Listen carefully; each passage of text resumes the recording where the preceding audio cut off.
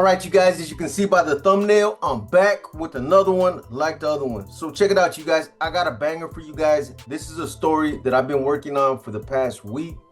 Most of the time that I spent on this story was doing research. And this is probably going to be a two-part story. You guys are going to see a lot of exclusive pictures and documents relating to this story. And you guys are also going to hear excerpts of me and Baby Joker talking about all this when it first happened. Now, you guys have obviously heard me talk about Baby Joker before in the past. I ran several stories talking about things that he either did out there or things that we were both involved in together. Needless to say, we've got a lot of history together, and if you guys are interested in hearing about some of those old stories, you guys can still catch a lot of that stuff on this channel. All you got to do is scroll back and find those stories.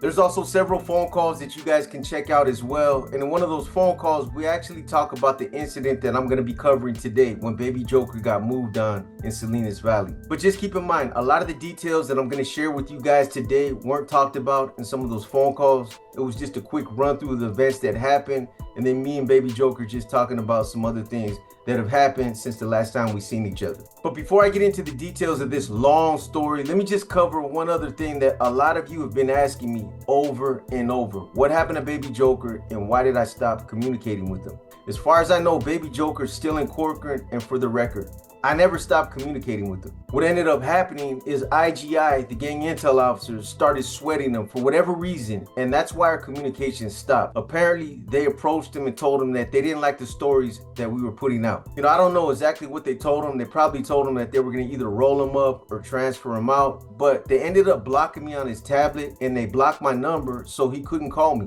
You know, there was never any personal issues between us. I was taking care of the guy, or any other reason that would have made him stop calling me other than whatever the gang intel officers told him. You know, unfortunately, because of where he's at, we got to play by their rules. But I imagine that if he ever gets transferred out or he lands on another yard, he'll probably reach back out. So we'll see what happens in the future. You know, but this is nothing new. IGI has done this before in the past with other individuals that were calling me and giving me stories. And they blocked me on their tablet and made it so that they couldn't call me either. You know, I know it probably seems a little extreme, but the impression that I get is that even though these guys are on SMYs, that the gang intel officers seem to think that the other inmates that are out there with them might frown upon the idea that they're putting stories out on YouTube, as if it's a form of telling. And to keep it real with you guys, there probably is individuals out there on the yards with these guys that do look at it like that, that even though they're on the SMY, that they shouldn't be talking about politics over the phone. You guys know that some of these SMYs are just as political, or if not more, than some of these GP yards, and that there's groups out there that are pushing certain lines, or just some individuals out there that might be pushing certain lines. So it's not a stretch to assume this. I could be wrong, but nothing else makes sense. But anyways, let me kind of set this story up for you guys so that you guys understand everything that was going on at the time when these events took place. So the main thing to keep in mind is that when all this was happening, the Nuestra Familia was in the midst of a fierce, long-standing power struggle that involved both the state and federal leadership factions. Now, I'm not going to dive deep back into the reasons why this power struggle was amplified, why it became personal, or some of the underlying issues that were involved. But in short order, what I will say is this. So this power struggle began to develop post-Operation Black Widow, when the seated leadership at that time, which basically consisted of Pinky, Corny, Tex, Tibbs, Stork, and Skip, were all indicted and shipped out of Pelican Bay's SHU to the Santa Rita County Jail.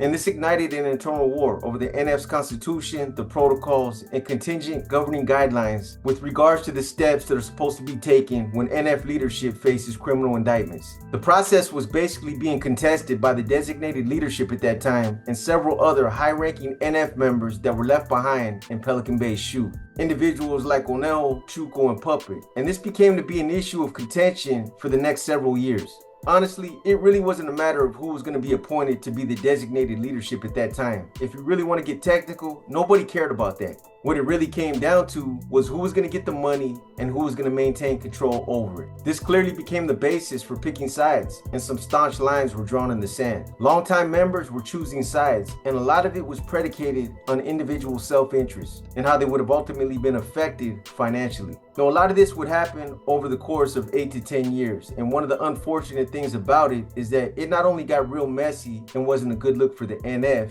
but it was also aired out openly in front of a captive audience.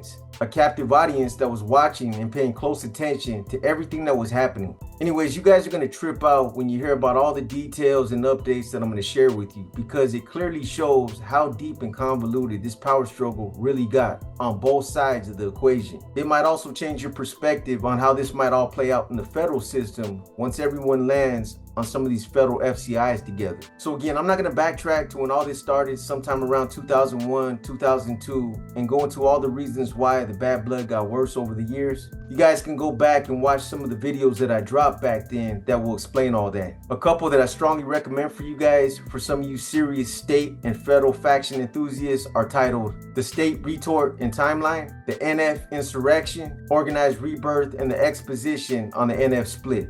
Those 4 videos will give you a good perspective on everything that was involved, as well as who all the main players were. Where I will start this from though is the point where the power struggle is already in full motion and the federal factions scouting out the NF members who they believe might potentially still be loyal to them. The ones who didn't drink the Kool-Aid at that point, and the ones who hadn't been brainwashed into going along with Conejo, Chuco, and DC's agenda. Because when Corny, Pinky, Tibbs, Cuete, and Tex were ultimately convicted and had their state sentences commuted to life in federal prison, at that point, they became aware of all the filters and mandates that the self-appointed state leadership were circulating all across Northern California. To all the active prisons, to the county jails, and to all the figureheads on the streets that were overseeing street regiments. It all got back to them, and I wouldn't be surprised if they seen some of the actual mandates and filters themselves. This was basically a strong push by Conejo, Chuco, and DC to excommunicate leadership in the federal system and to realign everyone under this newly appointed COC, chain of command. And make no mistake about it, when Conejo, Chuco, and DC began to establish themselves as the newly appointed leadership over the state of California, they made it very clear that if you weren't on board with these new changes and you didn't follow the new mandates that they were implementing, that you would be considered to be non-compliant, and as a result, you would face serious consequences. Even went as far as putting filters out that stipulated that if anyone got caught communicating or acknowledging Corny, Skip, Pinky, or Tibbs about California business,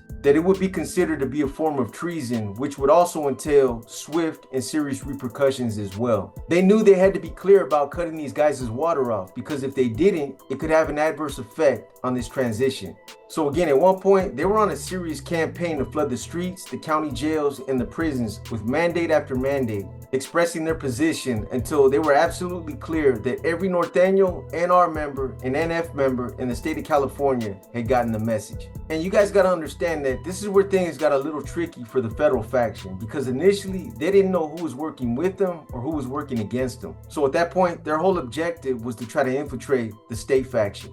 No, they obviously knew that this coup was being propagated by Conejo, Chuco, and DC, but what they weren't sure about is where some of the other long-term members stood, and that's what they needed to find out. You know, I've been around Corny, Pinky, Tibbs, and Skip long enough to know that these guys are not only thinkers, but they're also strategists. And one of the things that I'm sure they took into strong consideration is each and every member's own individual character based on its own merits. And one of the things I'm sure they took into strong consideration is every NF member's own individual character based on its own merits. I mean, they had to, in an effort to determine who might have been easily swayed or who might have stood firm in their beliefs. They had to evaluate each and every last one of them individually to gauge or try to determine who they thought might have been someone who they could reach out to. You know, out of respect for my sources, I'm not going to get into the specifics of what names came up or who they basically had no confidence in when they were considering who might have stood where. But what I will say is that Baby Joker and Mateo were the two front runners of NF members who they thought they could depend on, and I'll tell you why. They banked on Baby Joker because of the strong rapport that he had with Tibbs, and they just felt confident that his loyalties were in the right place. It was as simple as that. You know, and the crazy thing about it is that Baby Joker wasn't even considered to be a longtime member or someone who had even done a lot of time in the shoe in Pelican Bay. You know, like I said, it was pretty much based on the rapport that he had with Tibbs. And it was also the impression that he made when he was a regimental commander on the streets of Watsonville. But the sentiment was even stronger when it came to Mateo. And this is where Paki, Bubba, and Wino from Salinas became instrumental in this process. You know, I told you guys several times before in the past that some of the strongest rapports I had with other NF members were by far with other NF members from Salinas. I just clicked well with some of these guys, and this was a bond that lasted for years. So there was a small circle of us who got real close, and we treated each other like family. And the only way that I can explain it to some of you who might understand is to say it like this. When you've been in the trenches with certain individuals and you've had each other's backs in some dicey situations, and together you've done things that solidify the pack for life, you develop a bond that's stronger than any kind of gang ties, any kind of gang commitments, or anything else along those lines. Or let me say it another way. When you've done some serious dirt with certain individuals and you've proven your loyalty and how far you're willing to go, and you demonstrated this by taking it to another level, you develop lifelong bonds that become unbreakable. And that's the best way that I can put it. So the small circle of NF members that were part of this pack were Baki, Mateo, Smokey, Wino, Bubba, Boxer, and myself. Those were my guys, and I have a lot of history with all of them. Even to this day, that bond is unbreakable, and just trust me on that. But I'm sure that at some point when this power struggle was already in full stride, that Baki, Bubba, and Wino, who were all doing time in the feds, probably expressed this to Corny, Pinky, Tibbs, and Skip on some level. I'm sure that based on the situation that they were encountering at that time, that they probably told these guys that we can get at Mateo. And that's what they did. In fact, knowing what I know now, these guys already knew this. And I'm sure they were confident about where Mateo stood and that he was their safest bet as far as being their go-to guy that could coordinate a plan to derail Conejo, Chuco, and DC. And keep in mind, this all took place after the truth filter had been circulated. So by then, things had already gotten real personal and blood had already been shed on the streets. So the federal faction allegedly targeted an NF member on the streets of Salinas that was loyal to the state faction. And no doubt, this was done for the sole purpose of sending a message to the entire movement that C's and N's ran the risk of being targeted and murked if they continued to promote the state-backed agenda. In retrospect, with regards to the true filter, it was basically an abreastment that was struck up in the form of a timeline that listed all the major occurrences that transpired since Operation Black Widow. And this chronology of events demonstrated the malfeasance that was being committed by all those who were pushing the state-led agenda. I personally got the impression that that filter was supposed to be circulated to all NR members and all NF members, or at the very least, all NF members. But here's my point. This document was extremely hot. I want to say it was somewhere between 8 and 9 pages long. And despite the fact that paperwork gets intercepted and fumbled all the time, I just found it highly suspect that this particular filter had been intercepted and disseminated all over YouTube before it even made it to its intended destination.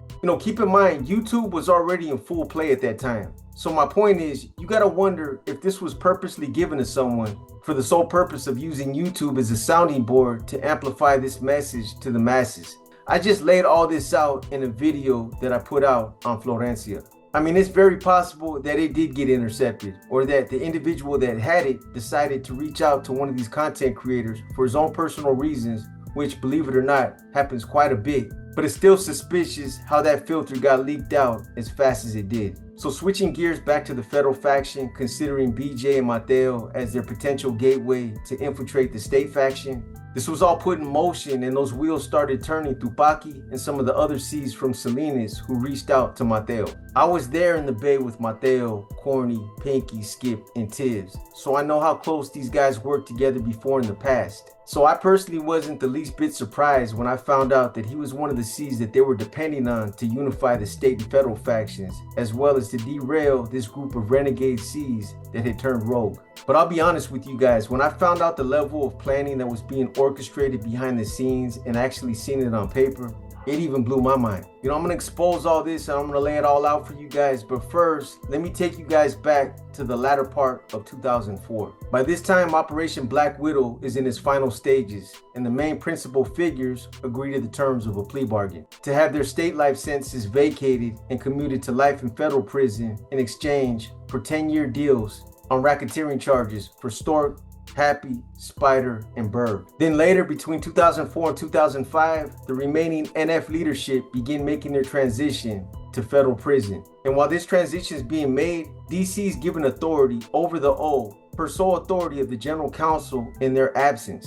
Again, I'm not going to delve off too deep into the NF Constitution and go into all the stipulations of NF law and NF politics. You guys can watch those other videos to get all that. But once these guys were all commuted to the feds, that's when the seeds of deception really began to be orchestrated. All these NF members that were left behind in the shoe in Pelican Bay began to scheme, plot, and devise their game plan. So the concentration of powers were divided into two blocks in Pelican Bay, C5 and C8. This is where Conejo and Puppet had been housed for years. I left them right there in C5 back in 1994. So C5 held Conejo from Sacra, Chuco from Sanjo, Puppet from Sanjo, Juerito from Los Baños, and Esteban from Sanjo. Then C8 held DC from Chino, Güero from Sanjo, Mateo from Salas, Gangster from Visa, and Bubbles from Hanford. This is when the prospect of establishing a new chain of command and completely excommunicating the righteously appointed leadership is kicked around and thrown out there. Several C's seem to be on board with it, with Conejo and Chuco being the front runners. But Mateo and several other C's expressed their opposition against this idea, citing the NF Constitution and the stipulations of NF law that clearly spells out that this contradicts the protocols. So over the next few years, this idea continues to manifest by Chuco and Conejo, who lay out reason after reason why they think it's justified. And although the seeds of deception were still in the early stages of cultivation, Mateo continues to stand on his beliefs and his position that this contradicts and disavows the NF Bible. So now fast forward sometime between 2007 and 2008.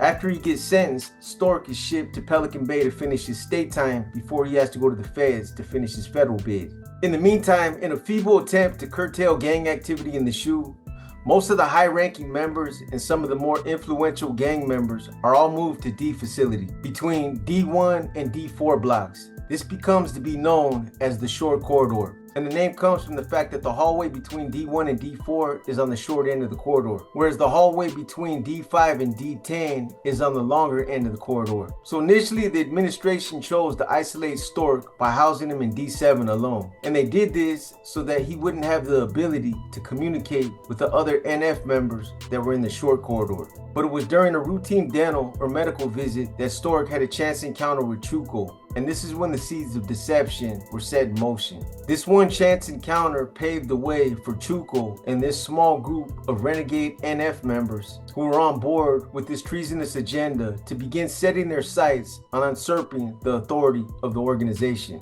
And this is exactly what they set out to do. So Chuco approaches Stork with the idea of reestablishing a new mesa, citing multiple frivolous reasons that were all without merit. However, from there, Chuco and Stork took the idea back to Conejo, who together, all three, brought the proposition to DC. And this is what you guys gotta understand. The sequence of events that would be forthcoming with the Todd Ashker, Danny Troxel class action lawsuit challenging the long-term effects of solitary confinement couldn't have happened at a better time either. It was almost like it was scripted and that it was meant to play out the way that it did. Because as this core of rogue NF members was back there in the short corridor colluding and scheming about how they were going to execute their plan, they also went into deep discussions with the Mexican Mafia, the Aryan Brotherhood, and the Black Guerrilla family about the prospect of an establishing agreement to end hostilities. So now fast forward to 2010, Stork finishes up his state sentence and he gets shipped off to the feds. At this point, Conejo and Chuco self-appoint themselves as the new generals.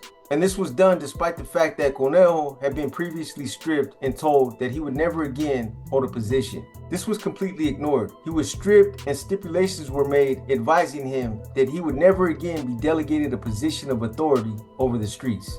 And even though they manipulated DC into going along with this mutiny, he was only given temporary guardianship of the O. And some of those stories that I told you guys about earlier, I lay out why these guys clearly broke NF protocol based on the fact that in order to recreate a high command, they needed 3/4 majority vote. Stork and DC only held 2 of the 8 seats needed to do it. In other words, they made this decision with 6 seats being empty. So anyways, fast forward sometime between 2014 and 2015. CDCR begins implementing some of the new policies it agreed to since the Todd Ashker, Danny Troxel class action lawsuit prevailed. And they did this by kicking out validated gang members back out to the Mainlines who had been warehoused in the shoe for decades. And this was done in phases, but eventually everyone who was validated under the old validation policies would be kicked out to a mainline that was compatible based on how many points they had. By this time, we're somewhere in or around 2016 or 2017. And now, it's been several years since Conejo and his cronies have been in control of the state system. And once again, Conejo instigates conflicts and dissension. And he does this by campaigning and politicking against several GC members, General Counsel, most notably DC himself. Some of his other targets were NF members who he filed internal complaints against were individuals that included Knockers, Duck, Baby Joker, and Mateo. In fact, he eventually has his hands in getting these Cs either hit,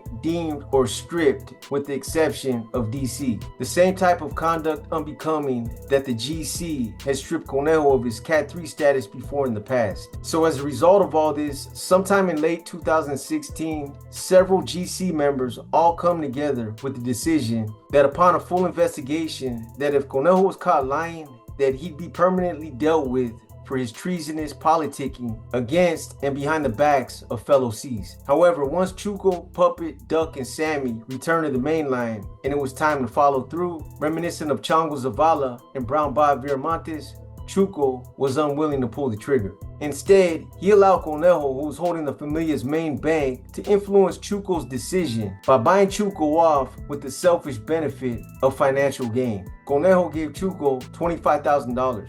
This was a game changer. A lot of the other Cs that became aware of this were furious. But this is where the story gets interesting, and this is where you guys are going to hear about a lot of the intricate facts that weren't previously talked about. But before I go any further, let me just say this, and I say this with an abundance of respect for Baby Joker. You know, maybe he had his reasons for not exposing some of the details that were obviously left out. Possibly because the case was still open at that time, or possibly because of the way it might have made him look. But again, when you guys really grasp how deep and convoluted the plot was on both sides of the equation, it's probably going to change your perspective on a lot of things. Things that transpired over the course of time, and it might even give you clarity about why Baby Joker decided to end his career. So fast forward sometime around the middle of 2018, the federal faction establishes an open line of communication with both BJ and Mateo. And throughout the course of these communications, federal leadership apprises both BJ and Mateo of its decision to deem both Conejo and Chuco for their treasonous roles in betraying the O. And this decision came from all three standing generals, Corny,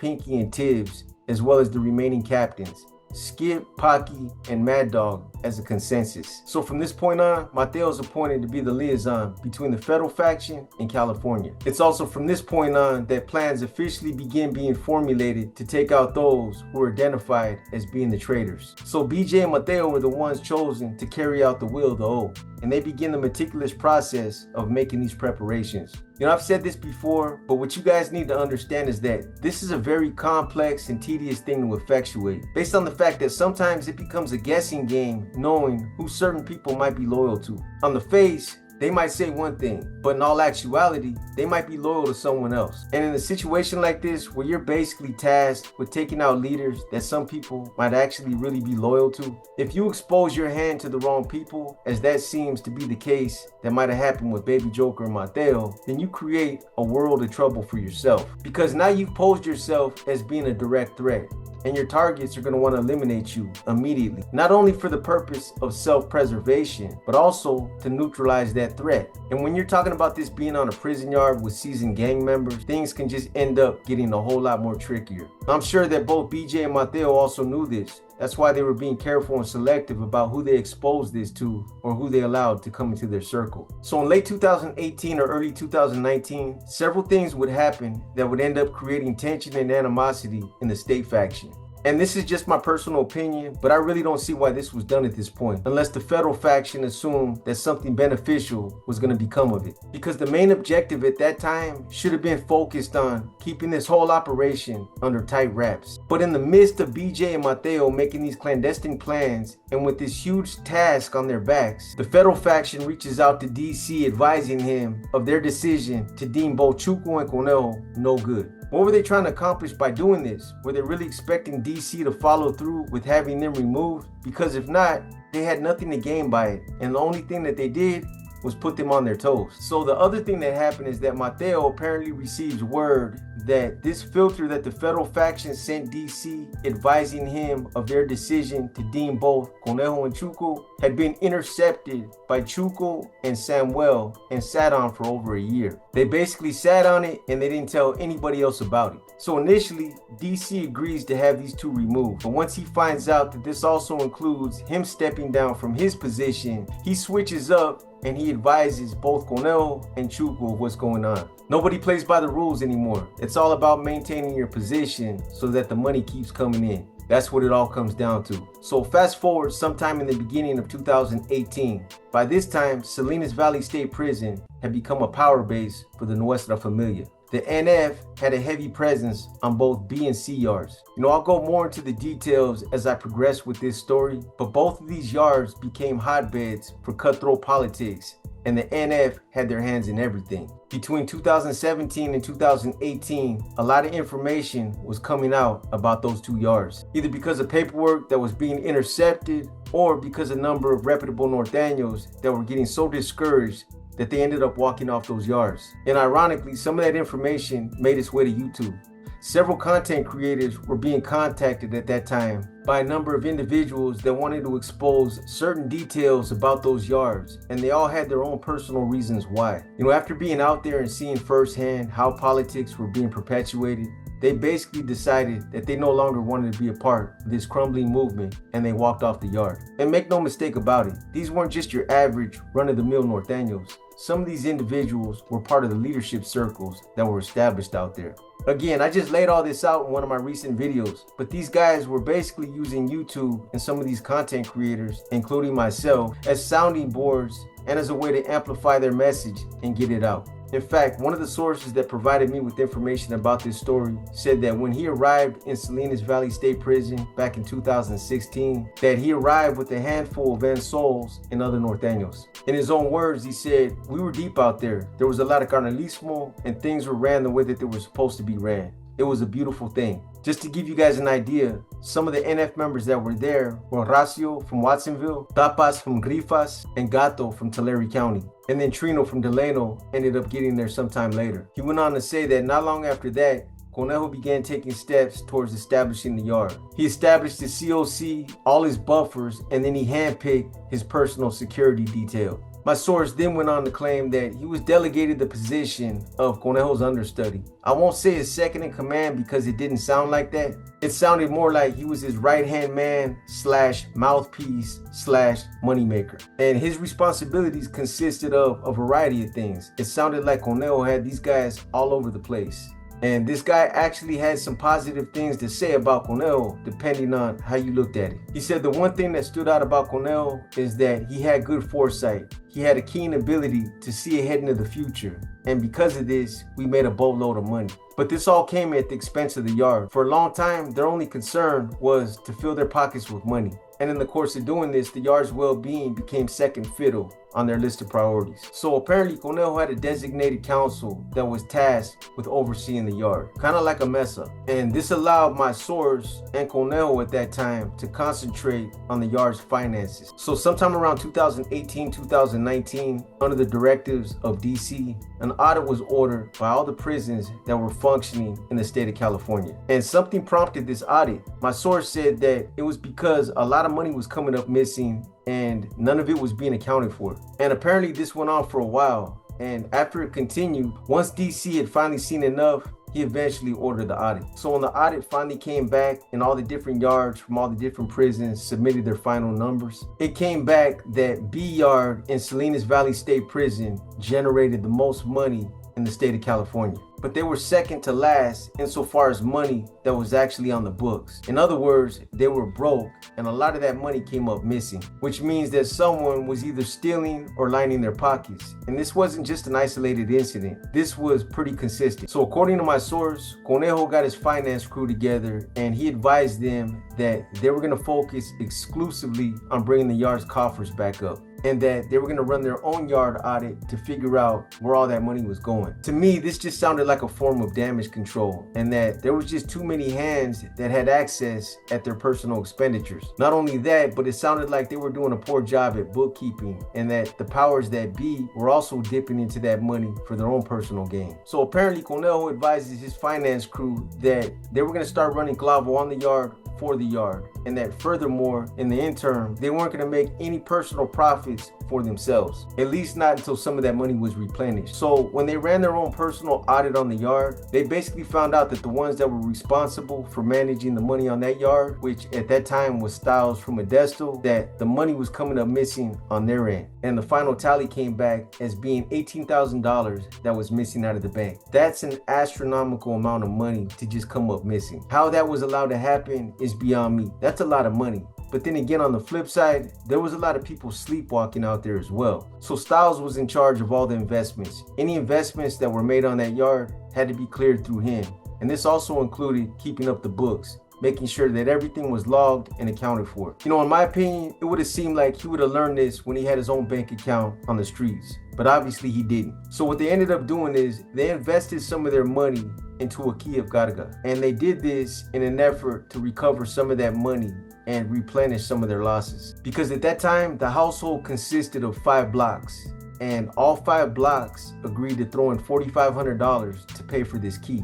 On a side note, since all this happened, they closed 2 of those blocks down, so now there's only 3 functioning blocks. You know, I don't know what happened, but I do know that anytime they ever need space, they always flip blocks. Sometimes they'll just go in and designate a whole block as an overflow unit. You know, who knows? Maybe they even flipped those 2 blocks and made them S and Ys. I don't know. At any rate, they ended up dropping $18,000 on this key, and they went through some homeboys from Salinas to coordinate this transaction. So money exchanges hands, and they trust them to get it. You know, I'm not going to put the names of some of the individuals that were involved in that transaction out there because I know some of them personally, but nonetheless, these guys drive out to Delano and supposedly they pick up the key. However, long story short, the key never makes it back to Salinas Valley. And obviously, nobody's just going to take an $18,000 loss. So allegations were made that this was a coordinated effort by at least 2 or 3 individuals to keep the key and to basically burn these guys. So from that point on, they appointed a crew of N souls to look for these individuals that were suspected of being involved in this on the streets. However it all played out, the key never makes it back to Salinas Valley, and they ended up taking a loss. A loss that now needs to be compensated. And I mean, let's keep it real. These guys are in prison, so they can only do so much to get this money back. And because they were limited and weren't really in a position to recover it, they ended up chalking it up. So Conejo obviously felt like he had some responsibility in this based on the fact that it happened on his yard and based on the fact that he was one of the ones that set up this transaction. And since it was NF money, he ends up paying back the $18,000 by giving up 6 cell phones. And at the time, 6 cell phones was well over $18,000. They were going anywhere from $4,000 to $5,000 a piece. So this is what ends up happening. The phones end up going to Styles since he was still in charge of the finances. And instead of cashing the phones out and returning the $4,500 that each block put in, he keeps the phones and does whatever he does with them. But bottom line, they go unaccounted for. You know, to me, it sounds like these guys either didn't fear any consequences or they felt that this yard was so jacked up that it would never become an issue. Styles technically should have been relieved of his position initially when they first did this audit and found that there were some big discrepancies that were unaccounted for. So several months later, all the blocks that contributed their $4,500 investment, they all wanted to be reimbursed and they started asking for their money. You know, I don't know what type of arrangement Styles and Conejo had, but this whole setup was highly suspect. And this was a ballsy move for Styles to make. And here's the thing, when they conducted their own audit and ran an independent investigation, they found out that Styles basically pocketed the money and kept it for himself. And Conejo ended up giving him a pass. And Conejo's justification was based on the fact that there was some confusion as to what the 6 cell phones were supposed to cover. and Styles claimed that he assumed that this was payment for another key that they had previously lost. This was straight hogwash and everyone knew it, but I guess Styles was a likable guy, so they played along with it and agreed to look the other way. You know, I hate to say this because I don't want to sound like I'm hating, but before in the past, I told you guys that despite the fact that Norteños are known to be militant and highly disciplined, they're also known for fumbling the ball and losing paperwork consistently. But anyways, aside from the smaller investigation that was going on, the more important question that still hadn't been answered is what happened to the $18,000 that was lost on the streets. You know, losing paperwork has always been a reoccurring problem. It used to happen all the time. But apparently these guys also have priors for losing keys to clavo and trucking it off, because this wasn't the first time it happened either. So after the audit, they revised and implemented a laundry list of new policy changes. And this was all done for the sole purpose of trying to avoid from losing any more money in the future. And according to the numbers that came back from this audit, when this establishment was at its peak, each block was pulling in close to 25 bands. And during COVID, it was even higher than that. It was somewhere close to 60 bands a building each month, or $300,000 collectively. That's a lot of money. You know, if you guys remember when all this was going on, this was when about 90% of the inmates on the yard were all filing for EDD, their unemployment checks. It was free money. Everyone was filing for it because they were giving it to them. You know, my source said that they had the power, they had the resources, they had the plugs, they had the product, and they had the cell phones. He said they even had something arranged with the Africanos where they were bringing in clavo through their visits. So they pretty much had that whole yard sold up. Nobody else could even get their foot in the market. And for whatever reason, the administration, they weren't really putting that many Mexican Mafia members out there on the yard either. So the first three that came through since 2016 were Johnny Crow Martinez, Gabby Arcienega, and Richie Buchanan. However, later on, after they left, they brought in a couple more. Hector Ayala, Henry Indio Carlos, David David Fierro, and Lorenzo Lencho Arias would all show up later. So Crow only stayed on the yard for about a year and really didn't get his end of the yard established. As far as Richie and Gabby, apparently they stayed in their cells all day and shot Garga. A few people that provided insight for this story said that Gabby chased the bag the whole time that he was there, and that he basically stayed locked up in his cell. So later on, he'd end up getting transferred to Ironwood, and for whatever reason, he ended up locking it up. And then in June of 2022, they transferred him to Corcoran, where the 2-5ers moved on him. So at some point, Antonio Chuco Guillen would also end up landing on the yard. And as soon as he got there, he ended up getting right in the mix. You know, I'm not going to go back into all the details of what each one of these guys got into. I'm giving you guys brief details here and there, but I'm just not going to get that deep into it. You know, I'm just giving you guys bits and pieces about some of their activities so you guys will have a general idea of what kinds of things were going on. So aside from some of the Mexican Mafia members that landed on the yard between 2016 and 2019, the Sureños also had an established mesa that basically acted as their leadership. Their mesa consisted of Big Fred Tuatasi, Rascal Lopez, Demon Morales, and Mikeo Ailman. Mikeo was confined to a wheelchair, as you can see by this picture, and he was also enrolled in this vocational class where they were basically making skateboards. Silencio and a few other NF members were also participating in this class. See if you guys can identify them. Like I said, there was a heavy concentration of NF members on B Yard over the course of time, and the following were just a few. Like I said, there was a heavy concentration of NF members on B Yard over the course of time, and the following were just a few. So obviously you had James Conejo Perez, Steven Esteban Trujillo, Antonio Chuco Guillen, Bobby Silencio Lopez, Marco Flaco Tepete, Victor Sleepers Escabel, Nico Vasquez, Trinidad Trino Martinez, Guillermo Capone Solario, Jerry Chino Lord, Anthony Tigre Rubacava, Albert Smiley Martinez, Dwayne Joe Jeff Jefferson, Patrick Chino Smith, Paul Smiley Lopez, and Candido Gato Loera. And for those of you that might have known NF member Smiley, he was eventually transferred from Salinas Valley to High Desert State Prison sometime in 2022. Then on July 22nd, 2022, he was moved on by two souls in one of the building's day rooms. Joseph Gama and Alvaro Saldana were then both charged with his homicide. You know, I'm not sure what this stemmed from, but apparently he got himself caught up in something. They put a green light on him, and unfortunately for him, this is what ended up happening. So anyways, let's get to it.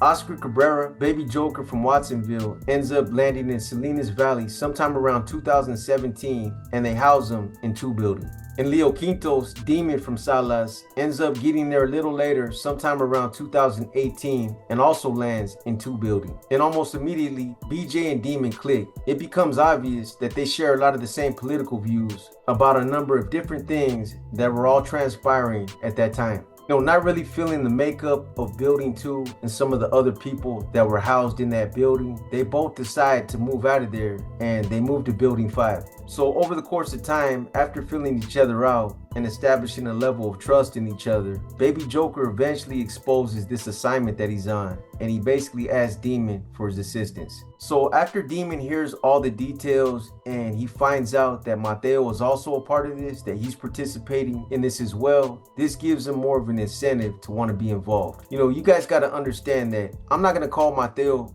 a legend, but when it comes to Salinas, Mateo has a lot of respect out there on the streets, similar to the way that Mikeo did. There's a lot of young norteños out there that know of Mateo or his family. He's got a big family. But anyways, from that point on, Demon and BJ begin plotting on Conejo and Chuco, and they begin strategizing a course of action. As a matter of fact, that homeboy that got hit with me, Demon, I remember he said, so what the fuck do we do, homie? Do we go street?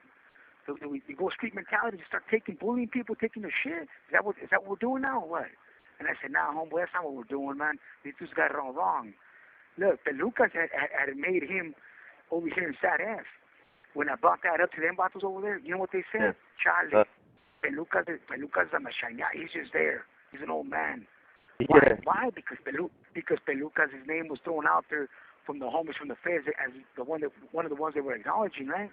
So anybody that the feds were acknowledging was blackballed, and any new prospects or whatever, they were saying, Charlie, we're not doing that right now. But they were doing it. They were building. They didn't want nobody else to build. Once Baby Joker landed on the yard, his whole purpose at that point was to begin doing his planning and his reconnaissance, to basically fall back and remain as low-key as he possibly could, but at the same time to also watch Conejo and Chuco and to try to get a feel of their patterns, habits, and routines. And Demon started doing the same thing when they came out to the yard, what they did during daily program hours, how many securities they had with them, etc., etc. Their main objective at that point was to try to determine where the chinks were in Conejo and Chuco's armor, as well as to try to figure out when and if they put themselves in vulnerable positions. Keep in mind, these guys had entire entourages and security details walking around the yard with them, escorting them everywhere they went. Conejo's right-hand man at that time was Big Evil from EPA. This is an actual picture of Conejo with his security detail walking across the yard. And if you look real close, you can actually see Conejo in the wheelchair. So Esteban, he was a lot more low-key, but he had his security detail as well. His right-hand man was an individual named Jaime Rodriguez, who they call Vicious. On a side note, right now, Vicious is in Corcoran, and he's viciously debriefing. Then, of course, here's a picture of Chuco walking across the yard with his entourage. He's walking next to the tall guy. And Chuco, he was actually fairly easy to spot because he always wore a paño on his head under his baseball cap that covered his face. So Juan Pisano, Magic from Delano, was always with Chuco and was basically his right-hand man. And here's a quick backstory on Magic. Magic came with Chuco from C-Yard to B-Yard. But while Magic was on C-Yard, he ended up flipping a female CO, and she ended up becoming to be one of their biggest plugs as far as Garaga and cell phones. And Homeboy must have been doing something right, because after he got moved to B-Yard, this female CO ended up getting her job assignment redirected to B-Yard so she could be with him. But where Magic messed up is he couldn't stop flapping his gums about this female CO that he had in his pocket. Instead of keeping it under tight wraps, keeping her insulated and protected, he started bragging and boasting about it like a lot of these guys do. And she ended up getting busted. He starts telling other people about what she's doing. Other people start talking about it. Somebody starts hating because they don't got the same kind of action. And next thing you know, IGI snatches her up and walks her off. So two other end souls that were also a part of Chuco's security detail was Brian Chavez, Creeper, and Jeffrey Orozco, Soldier Boy, who coincidentally was part of my regiment on the streets and also got indicted with me. So at one point, Magic ends up getting rushed by IGI, and they catch him with $5,000 cash and several cell phones, a loss that Chuco had to take. And Chuco must have really liked this guy because this wasn't the first time that he put him in debt. So later on behalf of Chuco, Magic orchestrated a transaction on the streets that involved $18,000 of the Mexican Mafia's money. This goes without saying. I don't know what the details involved, but Chuco ended up paying that $18,000 back that Magic was responsible for. But anyways, getting back to Baby Joker and Mateo's dilemma, the other thing that you guys need to understand is this. When all this was going on, Baby Joker and Mateo were already involved in deep discussions or the planning stages of their POA, plan of attack. And obviously with Mateo being in Pleasant Valley and Baby Joker being in Salinas Valley, they had to recruit or enlist any other NF members that might potentially participate or assist them with this assignment using their own tact and discretion. And again, when you're dealing with a situation like this where loyalties are all over the place and certain people are pushing certain political lines for their own self-interest, it takes time to fill people out and ensure that they're on the right team before you expose your hand. This situation was so volatile that if they exposed their hand to the wrong individuals, or if they exposed their game plan to people that might have still been loyal to Conejo and Chuco, that they would have compromised their own safety and they would have jeopardized the whole operation. I don't know exactly how BJ began executing this plan or how he went about it besides what he told me, but for whatever reason, Conejo was extremely leery and paranoid about BJ's presence. BJ wasn't even allowed to be alone with Conejo, and Conejo had end souls patrolling the yard from the time the yard opened up in the morning until it closed later on that day at yard recall. And they watched BJ everywhere he went. This is a picture of NF member Nico on the yard talking to Big Evil from East Palo Alto. For those of you that watched the other story that I did on Salinas Valley that was titled Salinas Valley, BR's Dirty Little Secret, Big Evil along with Alex Irigoyen, Sleepy from San Jose, are the ones who moved on John Marquise, Knockers from Sacra. And Knockers, known to be a solid NF member, would end up being one of Conejo's first victims. Screwed on this, right? I told him, hey, well, why don't we start moving down south and start getting back our tierras that we had back in the 70s and 80s, man. He said, oh, well, we don't want to rock the boat. We don't want to do that. I said, what do you mean? I said, man, that's all raza right there. Right. And Knockers had these vatos, like I told you, man, from Pomona, San Diego, and all that, and the yard that he was at, doing his thing for him, right? The Moscow that was there complained to the brother. Who was that? That was Woody. Right? Oh, Woody? Woody that was there with him, man. Yeah. So from San Diego? Well, I'm not sure if he's from San Diego, right? Yeah. But he was asking the brother, he's like, oh, well, these are sureños, right? The homeboy's like, hey, sureños? What you talking about, man? He said, raza, they want to fucking help me out. They're going to help me out, Like, hey, right. Who are you? In other words, who are you to tell me who to pick and choose, man? And then it came back around because we caught wind of it. I asked Rabbit, hey, why did the homie really get hit? Other than the fucking frivolous information you guys are telling me that, because he was abusing his authority or he was doing this. I was like, yeah, but that doesn't call for a fucking removal like that.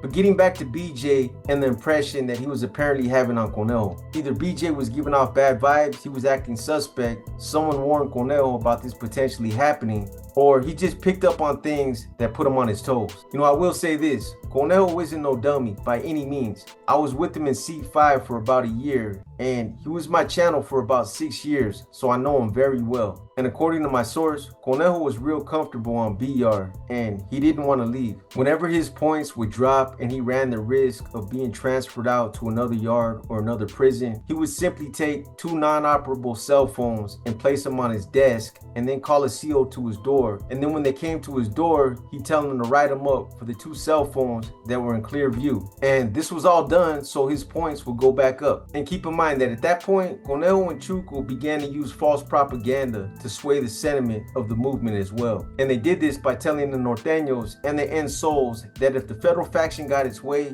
and regained control of the state, that they're going to sabotage the agreement to end hostilities and create a huge war with the Mexican Mafia. And they were going to all go back to the shoe coup and that the federal faction was going to do this by proxy from the federal system so that they wouldn't even have to participate in the conflict. More lies and horse feathers. You know, when some of these guys were enjoying their newfound freedom and some of the luxuries that being back on the Mainline was offering them. So obviously when they heard this, they took the bait and they believed in the hype. You know, and some of these guys were some of the same ones that had spent decades in the shoe. You know, who knows? Maybe they would have, maybe they wouldn't have. But when these guys considered the bleak future that might lay ahead for them if the federal faction did regain control, they basically went for the banana in the tailpipe. You know, others were youngsters that were never even part of that conflict, so they didn't know any better. Hey, homeboy, there's a lot of raza from Sanford, from Pomona, from Ventura, from San Luis Obispo.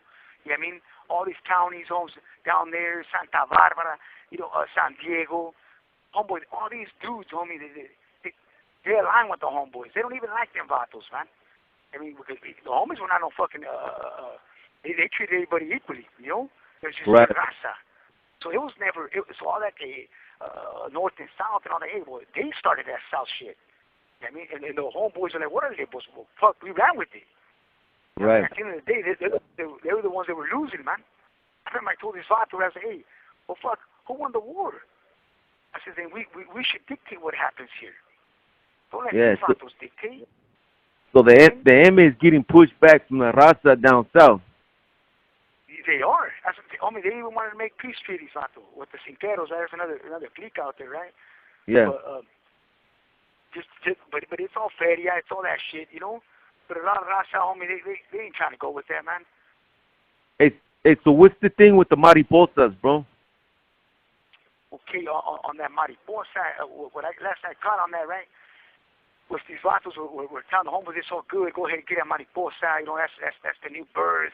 You know, we're gonna make our own fucking history. You know, and that's embracing. You know, back when I was growing up in the system and on the calles, right? Mariposa represented the Moscos, right? So it's like, hey, why are we getting mariposa? Why are the homies getting mariposas? You know, but that was Conejo's fucking doing. Of hey, we're all one raza. And it's like, hey, look, man, yeah, we're all one raza, but now with these dudes, they got, you know, they're using you to push their own agendas. You know what I mean? Yeah. And look at them now, they're gone. All the raza is out there from up north, they're all strung out. So what did he do, homie? This vato started sounding dope to the raza. I told him, hey, whatever happened to fucking the physical, mental well-being of the raza? You know, right. Giving them a sense of purpose and direction while they're behind the wall. So when they go to the calles, you know, they're not fucking cholos from the corner. You know, right. They actually have a sense of what they're doing, man. You know, they're not just committing senseless crimes and shit. Meanwhile, Mateo enters into a pact with Duck, Turtle, and Gangster to fulfill the directives that are coming from the elders and the feds. And they understood the seriousness of what was involved. They were a dying breed that had to band together and stand up because nobody else was going to do it. Otherwise, the future of the movement looked like it just might end up crumbling. Anyways, let me try to lay out the final plan for you guys, the POA, so that you guys understand exactly how this was all supposed to play out. So sometime in or around June or July of 2019, Mateo and BJ have basically finished formulating a plan to take out the state's self-appointed leadership. This also includes all their cronies and minions who seem to have been brainwashed and manipulated into believing that the treasonous agenda that they've been supporting is a righteous one. So this was the plan of attack. So Conejo was supposed to be taken out by Baby Joker and Demon. Chuco was supposed to be taken out by Drifter and Chino. DC was supposed to be taken out by Turtle and somebody else of his choosing. Samuel was supposed to be taken out by Sleepers and somebody named Alvarez. And Capone was supposed to be taken out by two individuals who had yet to be determined. Here's a copy of a debrief report about this POA so that nobody thinks that I'm just embellishing this stuff. All these individuals were supposed to assist in taking out Conejo, Chuco, and Esteban, who were all on the yard at the time when this was going on. The others that you see in this picture were also supposed to be involved in different points throughout this process. Leo Quinto, Demon from Salas, Mario Trujillo, also from Salas, Paul Lopez, Smiley from Sanjo, Isaac Saavedra, Dagger from Watsonville, Isaac Romero, Little Gangster from Visalia, Oscar Yaquez, Smiley from Santa Cruz, and Dwayne Jefferson, Joe Jeff from Salas. And here's a quick side story on Demon. Demon's girl who you see in this picture, Brittany Wall, was a secretary when Demon was at SAT-F. Apparently they got involved and he flipped her when she was working as a secretary at the prison in 2018. You guys know the rest. It never fails. Somebody got envious and as a result, they ended up telling on her. She got walked off. He ended up getting transferred to Salinas Valley. And this picture was taken in Corcoran at the visiting room after she quit. So that was basically the plan. But BJ and Demon's biggest obstacle at that point now was to try to find a way to get close enough to Conejo to take him out. And one possible idea that came into play is for these guys to get an ADA assignment, American Disability Act, and sign up as a wheelchair pusher. You know, I seriously doubt that Conejo would have allowed BJ to stand behind him and push him around on the yard. But in the event that he did, the plan would have been for them to force Conejo into his cell and then for them both to stab him to death. However, a more sensible option was to utilize the manpower and to attempt to murk Conejo on the prison's recreation yard. Anyways, you guys, I'm gonna leave you on a cliffhanger. This is definitely gonna be a two-part story, so I'm gonna go ahead and cut this one off here, but I'll get the second half of this story out to you guys this week. And trust me, you guys are not going to want to miss the second half of this story. There's still a lot more exclusive pictures and a lot more information that I have to give you guys. Anyways, I hope you guys have enjoyed this episode of Paradigm Profiles. If you guys like this episode, give it a thumbs up. If you didn't like this episode, give it a thumbs down. But either way, drop a comment and let me know what you think. And again, something else that's important that I'm going to continue to remind you guys about is to not only hit the like, drop a comment, and share the video, but also hit the all symbol on the notification bell so that you're notified whenever I drop content. So with that being said, as always, I just want to thank those of you for continuing to show your unwavering loyalty and for also continuing to tap into the channel. In the meantime, you guys enjoy the rest of your day and keep pushing that positivity. Until the next one, this is your boy B, and I'm gone.